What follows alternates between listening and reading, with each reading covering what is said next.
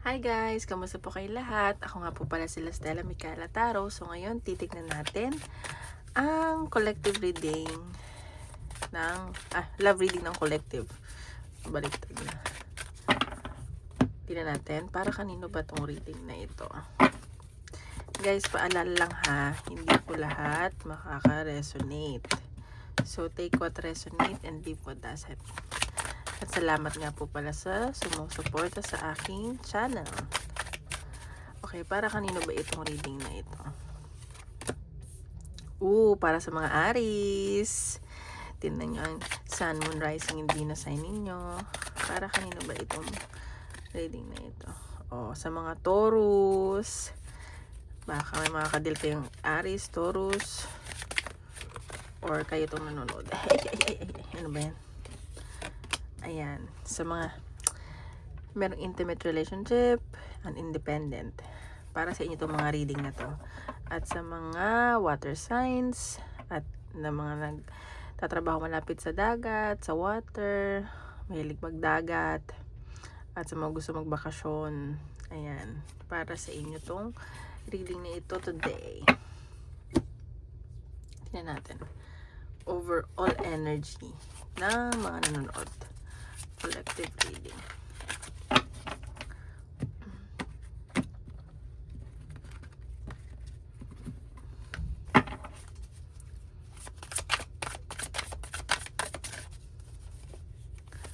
Overall energy ng collective. Ano ang energy? Grudge holder. So, yung meron dito yung mga nagtatampo, yung may mga tinatanim na galit, ayan, sa mga, siguro may mga nag-birthday, hindi nabate, or may anniversary, ganyan, hindi nabate. So, may mga tampong ganun. Okay, so tingnan natin.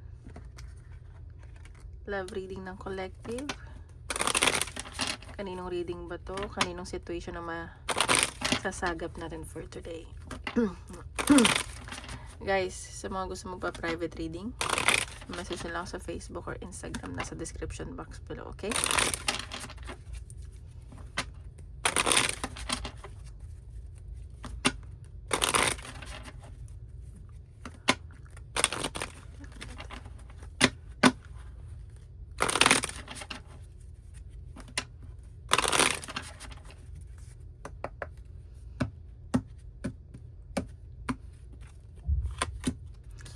Okay, meron dito, siguro may mga surprise, surprise dito, surprise date.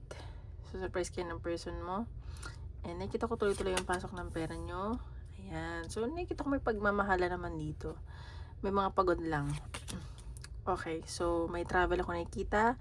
Baka napapagod na kayo kasi LDR kayo ng boyfriend or girlfriend mo. May mga LDR ako nasasagap. Baka i-surprise kayo.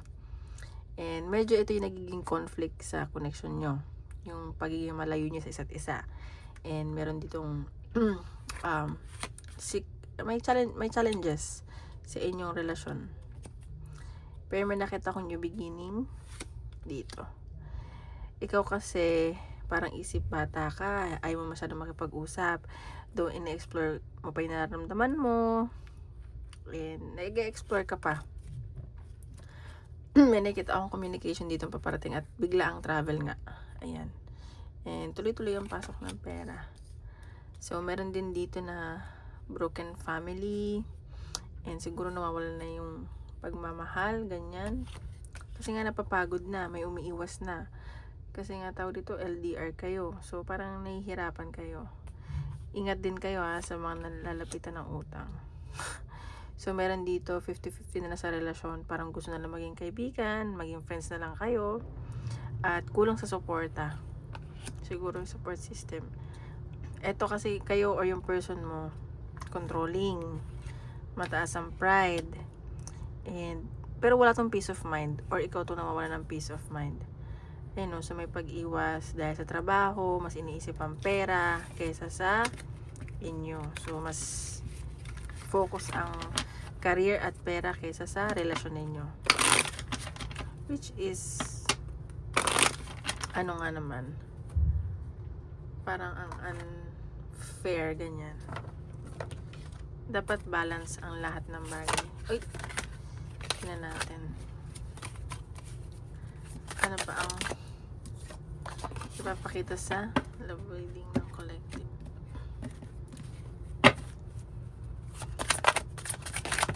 Ay, isa lang po ko.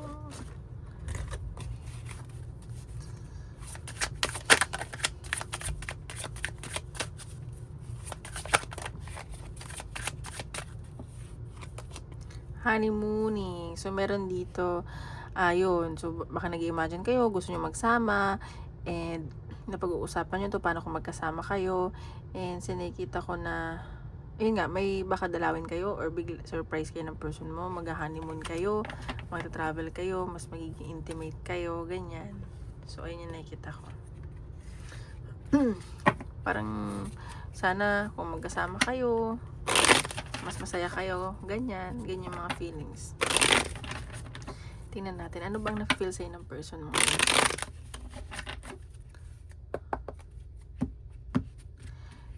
Tingnan natin, ano na-feel sa'yo ng person mo ngayon?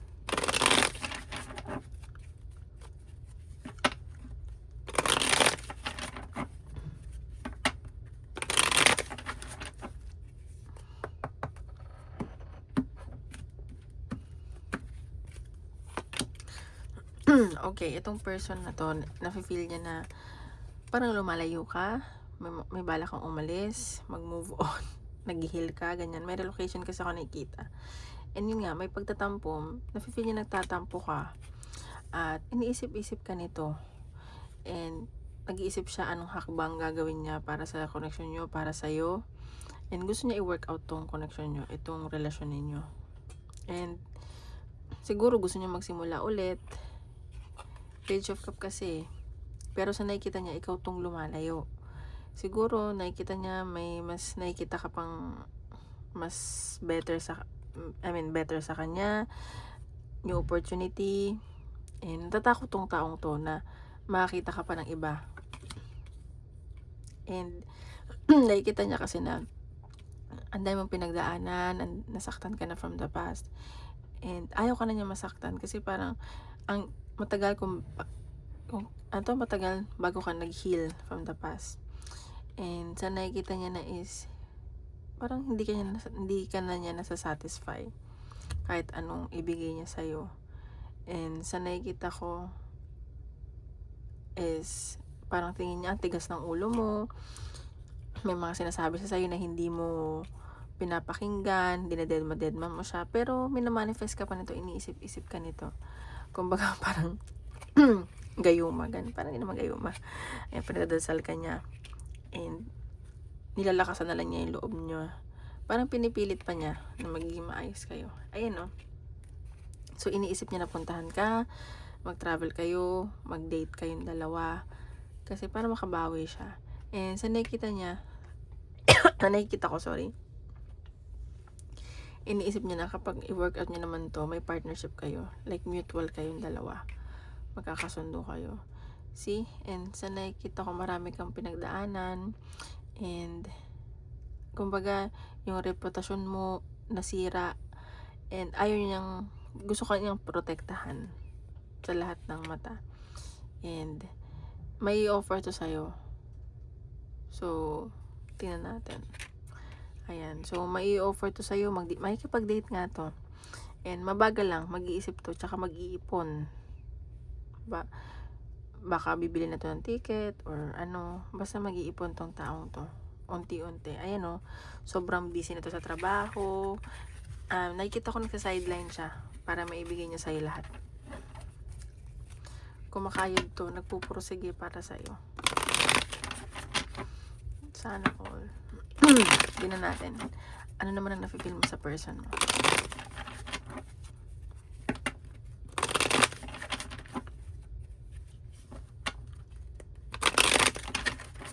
Anong nafe-feel mo sa person mo?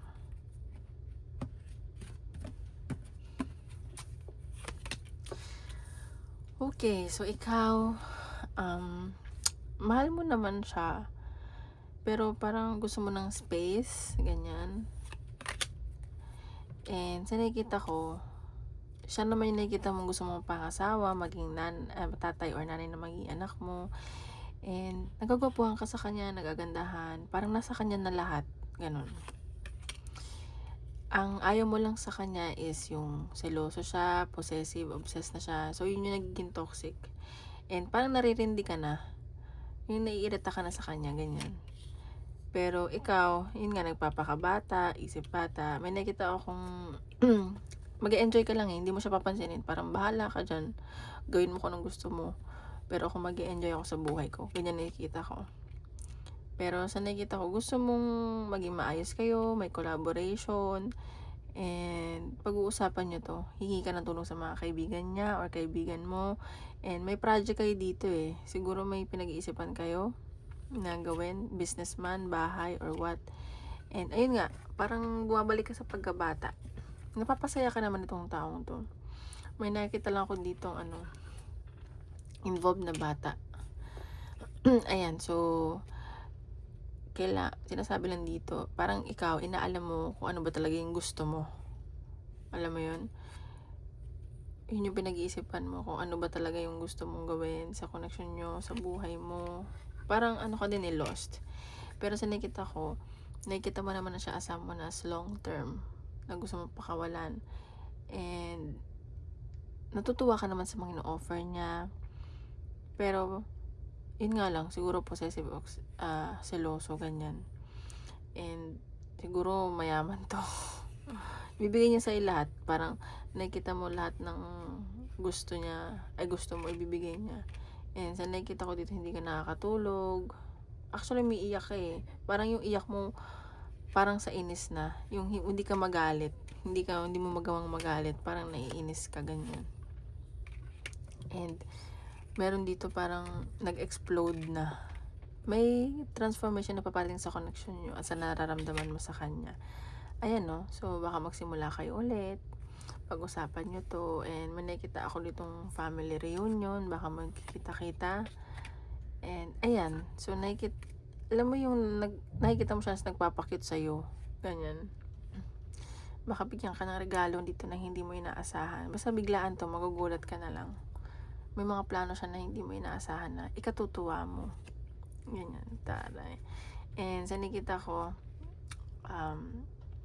pipilitin mo na tanggapin siya, intindihin, and you will try.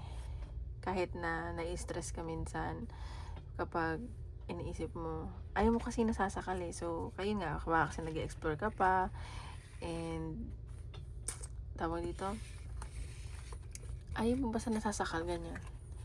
Pero stable naman tong taong to. Nakikita ko na ibibigay niya sa'yo lahat. So, tingnan natin. Ano ang blockages sa connection niya ng person mo?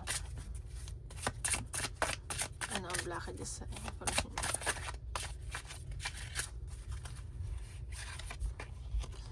Law of attraction and law of laziness. So, sinasabi dito, baka may itong iniisip mo kasi na may iba ka pang pinapantasya na malayo na sa reality. Ayan, so baka sobrang taas ng pangarap mo. So, babaan mo yung standard mo. Kasi, alam mo yun, baka pagpapantasya na yan. And tingnan mo kung ano ba talaga yung reality, kung yung action ng tao. Huwag ka magre-rely lang sa words. Ganun. Tingnan mo kung worth it ba ganun. So, tingnan natin. Ano ang outcome nitong connection nyo or possible na gawin niya.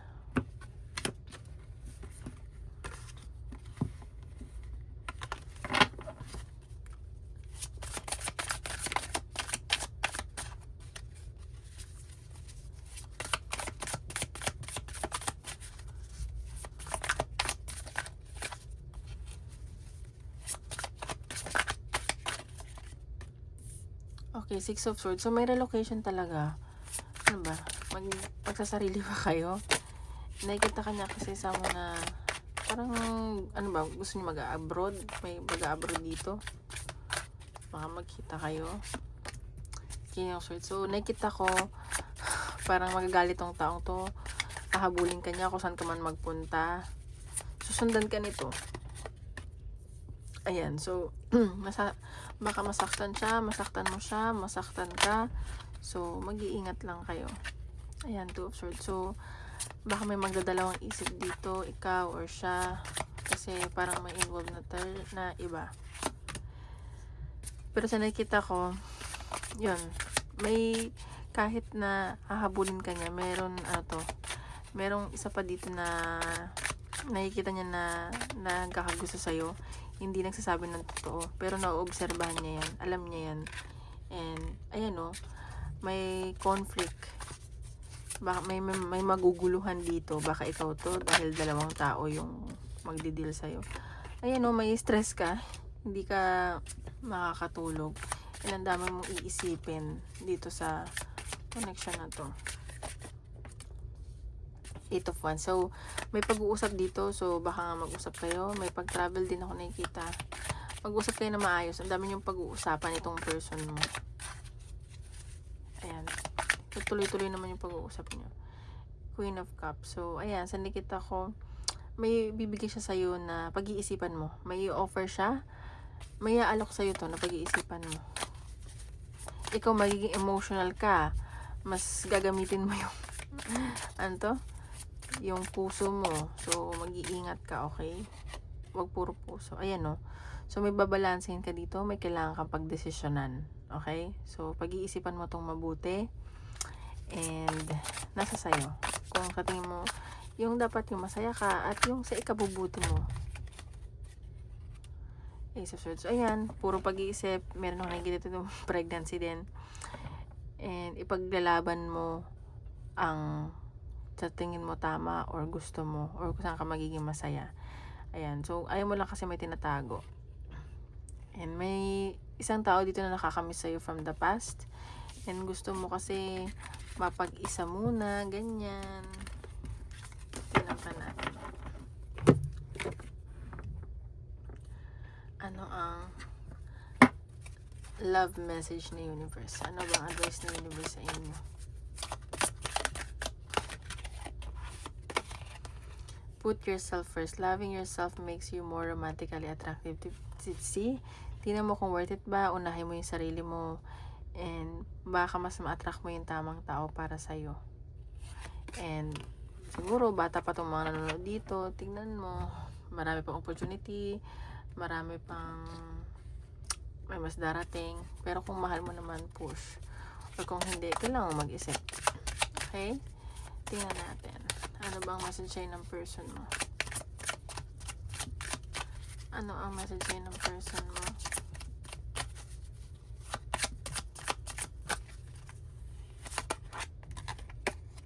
I lost sight of what was important in our connection. So, ayan, meron siyang hindi napahalagahan. Kaya siguro nagsisisi itong taong to ngayon. And my biggest regret, sabi ko sa inyo nagsisisi ito, is not telling you how I really feel. So, ayan, baka may mga hindi siya sinabi sa'yo, hindi nagpakatotoo. Ayan, nagsisisi itong taong to ngayon. I just want to hear your voice. So, gusto niya marinig ang boses mo. Kausapin mo na to. So, baka nga may bigla ang pagtawag or communication na dumating sa inyo. Okay? So, tingnan natin. Ano pa ang advice ni universe? Symbiosis. Depend on each other, growing together in a unique rhythm of unity. So, sinasabi dito, wag naman codependency, pero magdepende kayo sa kanya, magdepende siya sa inyo. And, mas okay pa rin na yung kayo mag-grow kayo together and parehas kayo ng gusto yung mag-last yung relationship nyo, yung hindi man kayo mag-agree sa isa't isa, maintindihan nyo, marunong kayo makipag-compromise. Okay? So, yun na sa sense ko dito. Okay. Life advice, career, financial, in general. Tingnan natin. Emerging dawn. Trust that every ending is another beginning coming in disguise. So, ayan. So, baka may mga nag-end na dito. Baka ex nyo na to. Or kung may mag-end man. And always remember na it's a new beginning. kung may mga nag-end na chapter, ibig sabihin that's for a reason, baka blessing yan. Okay, so baka mag-end para may magsimula ulit. So tingnan natin ano pa, ano yung breakthrough nyo. You are not too much. So kung sa nakikita na feel mo na too much ka, hindi, you are enough palagi. So it takes one man or woman na maintindihan ka at maging sapat ka sa kanila. Tingnan natin.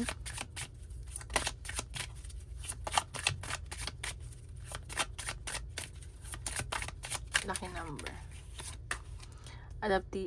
Adaptability. You are flexible and capable of facing changes. Trust in your strength to navigate any challenges that arises. Ayan, so maging flexible ka, capable sa lahat ng changes na nangyayari sa paligid mo, and magtiwala ka na yung kakayahan mo na ma-overcome yung mga challenges na ano ba to? Na-experience mo ngayon. So, yun lang guys. Maraming salamat po.